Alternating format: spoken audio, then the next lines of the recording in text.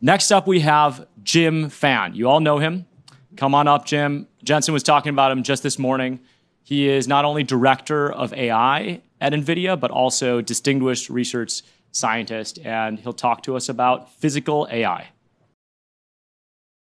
So a couple of days ago, I saw a blog post that caught my attention.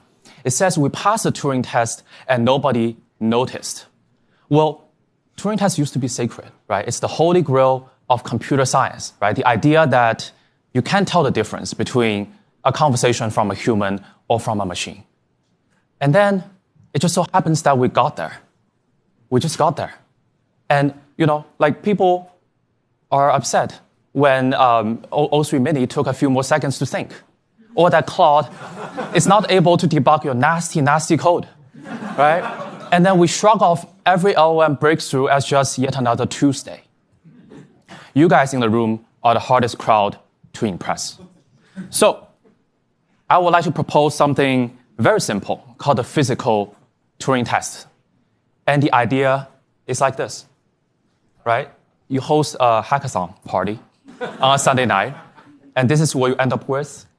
Your partner's yelling at you, and you're like, damn.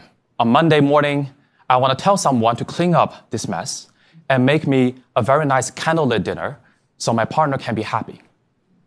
And then you come home to this, and you cannot tell if this was from a human or from a machine's work, right? Simple enough, the physical Turing test. But where are we now? Are we getting close? Well, look at this humanoid robot getting ready for work. It didn't make it, right? And how about our dogs and the banana peel? Yeah. And the robot instruct, to make you a breakfast cereal. Well, it correctly identifies the milk. I will give that an A-, right? It's well-intentioned. Oh, it spoon feeds you. It's a VIP experience, right? Look at that. I'm jealous. I got no one to spoon feed me. Yeah, this is where we're at. So why is it so damn hard to solve the physical Turing test? You guys know that LLM researchers complain a lot, right? They complain a lot. And recently some guy named Ilya, he complained. He said the LLM pre-training is running out of data. And he even called the internet the fossil fuel of AI. And he said, we're running out of data to train LLM. Well, just spend one day with roboticists, and you'll know that how spoiled the LLM researchers are. We don't even get the fossil fuel. So this is a data collection session at NVIDIA headquarters. There's a cafe in NVIDIA, and we have these humanoid robots set up where we operate them and collect the data. And this is what the data look like, right? The robot joint control signals. And these are continuous values over time, and you cannot scrape this from the internet. You can't find it on Wikipedia, on YouTube, on Reddit, anywhere. So you have to collect it yourself. And how do we collect it? We have a very sophisticated way, but also very expensive way, called teleoperation, where you can have a human wear something of a VR headset that recognizes your hand pose and streams to the robot. And in this way, you can teach the robot what to do, like pick up a bread out of a toaster and then pour honey over it. But you can imagine this is a very slow and painful process, right? So if you put it on the scaling plot, basically it doesn't scale at all. The real robot data is the human fuel. It's worse than the fossil fuel. You're burning human fuel, and what's worse, it's at most 24 hours per robot per day. And in fact, you'll get much less than that because the human gets tired and the robots get tired even more than the humans. So this is what you get. And what to do? Right? How to break this barrier. Where is the nuclear energy for robotics? We got to have clean energy. Can't live on fossil fuel forever. Well, enter simulation. We got to leave the physical world and then do something in simulation. So we trained this robot hand to do superhuman dexterous tasks like spin in a pen in a simulation. And, it's superhuman with respect to me because I couldn't spin pen, and I just gave up, a long time ago in childhood. And I'm glad that my robot, at least in simulation, can do it better than I do. So how do we train the hand to do a sophisticated task like this? There are two ideas. One is you got to simulate at 10,000 times faster than real time. meaning that you should have 10,000 environments running in parallel on a single GPU doing physics simulation. That's number one. And number two, the 10,000 copies of the environment cannot all be identical. You got to vary some parameters like gravity, friction, and weight, and we call that domain randomization. And that gives us the simulation principle, right? Why does it work? So imagine if a neural net is able to control the robot to solve 1 million different worlds, then it may very well solve the 1,000,001st world, which is our physical reality. So in other words, our physical world is in distribution of this training. And then how we apply this? You can build a digital twin, right? A one-to-one copy of the robot and the world, and then you train in simulation, you test it on the real world. Directly transfers, right? Zero shot. And you can do a hand, and this is the most impressive task that we could do. So basically, you have a robot dog on a ball, and then we transfer that to real world. This is at UPenn, and basically someone walking the robot dog, our researcher, super weird, looks like a Black Mirror episode. And this is called Dr. Eureka. Actually, like one of the researchers tried his dog on the yoga ball. At least we're super dog dexterity right now. Yeah, the dog cannot do it. Right? And next, we can also apply that to much more complicated robots like the humanoid. And these humanoid robots, they went through 10 years worth of training in only 2 hours of simulation time to learn walking. And then you can transfer that. And it doesn't matter what the embodiment is. As long as you have the robot model, you simulate it, and you can do the walking. And can we do more than walking, right? So as we are controlling our body, you can track any pose that you want, track any key point, follow any velocity vector that you want. And this is called the whole body control problem of humanoid.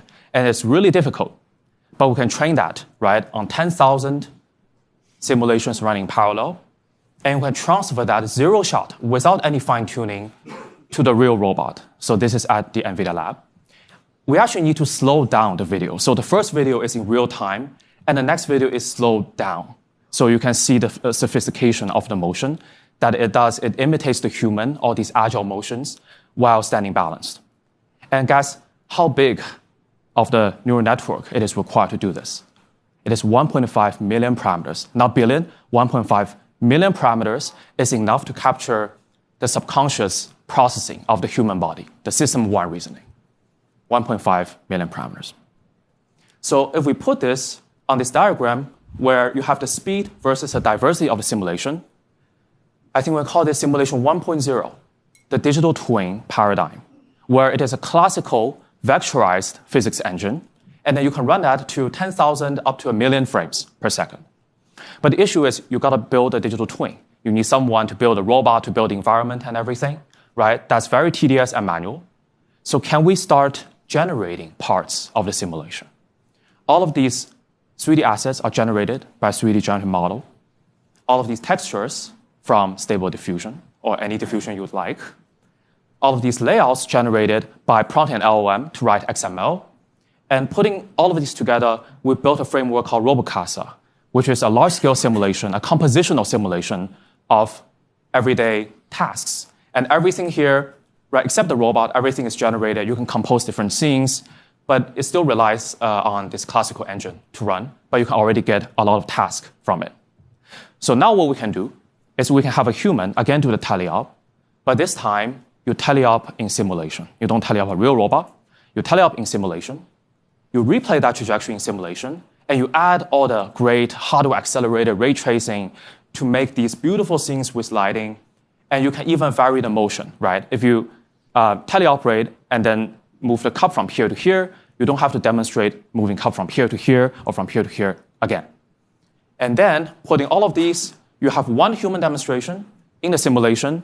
Through environment generation, you can multiply that to n, and through motion generation, m times n. And I promise you, this is the only math that you're going to do today. That's how we multiply the data. And then you put it together. Column 1 and 3 are the real videos from our real robot, and column 2 to 4 are from the Robocasa simulation, all generated. So you can still tell that these textures are not real, but they're kind of close enough. And what do we call the things that are close enough?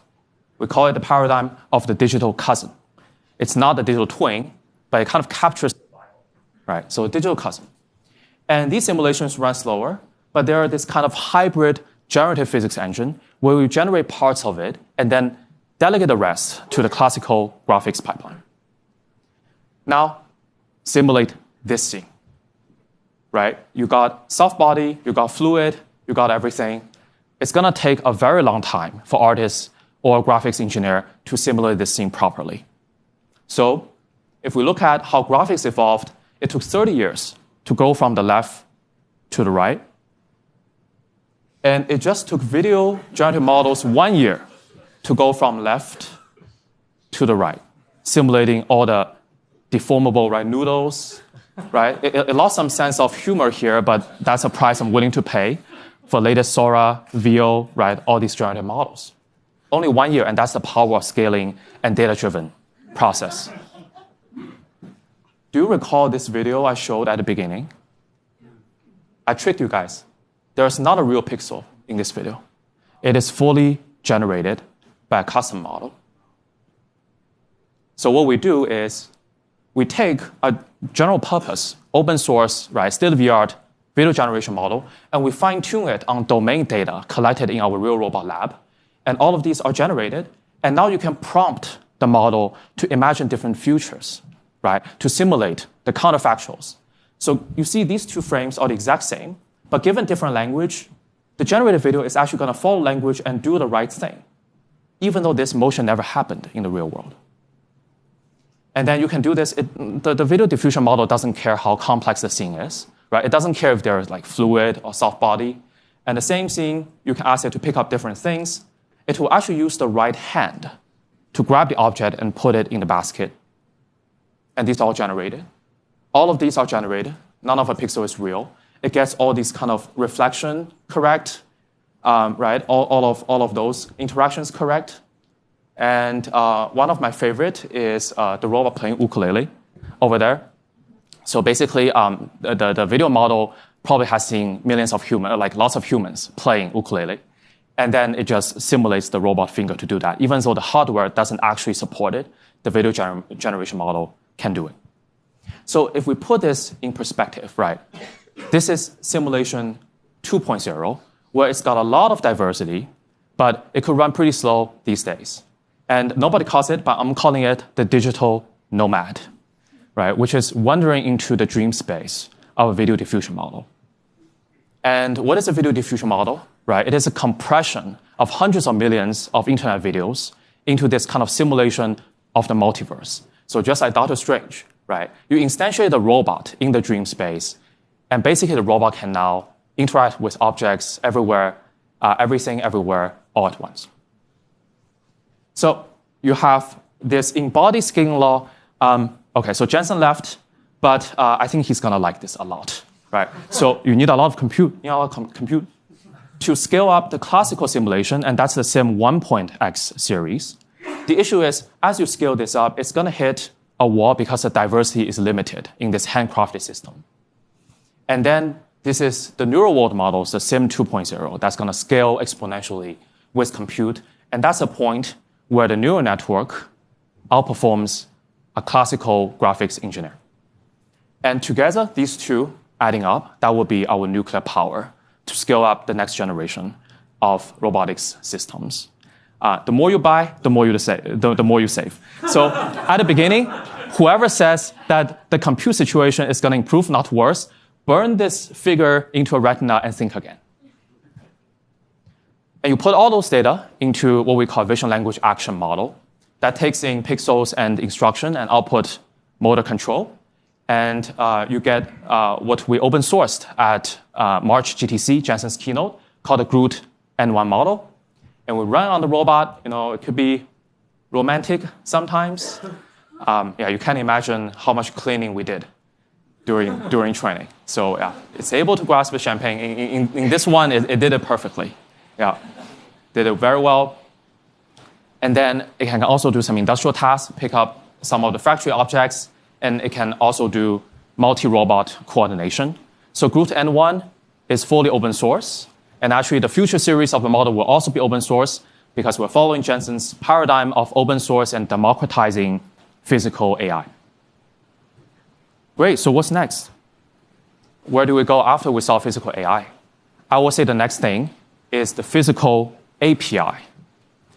Throughout human history, right, 5,000 years, we have much better tools, right, much better society in general, but the way we make dinner and do a lot of hand labor are still more or less the same, right, from the Egyptian times. And maybe for 99% of the human history, we have this structure where you go from raw materials through human labor and you build civilization. And maybe in the last 1% or like 50 years, we have human labor shrinking, and we have these highly specialized, highly sophisticated robot systems that can do one thing at a time, and it's very expensive to program, but they still live our society. And that's what we have right now. And this is the future, is to push that blue bar all over the place, all over there, and have the physical API, right, just like LLM API, moving around chunks of digits, of bits. The physical API moves around chunks of atoms. You basically give your software a physical actuator to change, right, the physical world. And on top of this physical API, there's going to be a new economy, a new paradigm, where you have physical prompting, right? How do you instruct these robots? How do you teach them? Language sometimes not enough. You can have physical app store and skill economy. So let's say a Michelin chef doesn't need to just go to the kitchen every day. He can teach a robot and then basically deliver Michelin dinner as a service. And I should quote Jensen here again. That future, everything that moves will be autonomous. And one day you'll come home, right, to a clean sofa and a candlelit dinner, and your partner's smiling at you instead of yelling at you for not doing the dirty laundry. That still motivates me every day, right? And you bought 2 humanoid robots last month. It's running GROOT N1, and those robots just fade into the background, right? Kind of like an ambient intelligence. It fades into the background. And you wouldn't even notice the moment that we pass the physical Turing test. And that day will simply be remembered as another Tuesday. Thanks.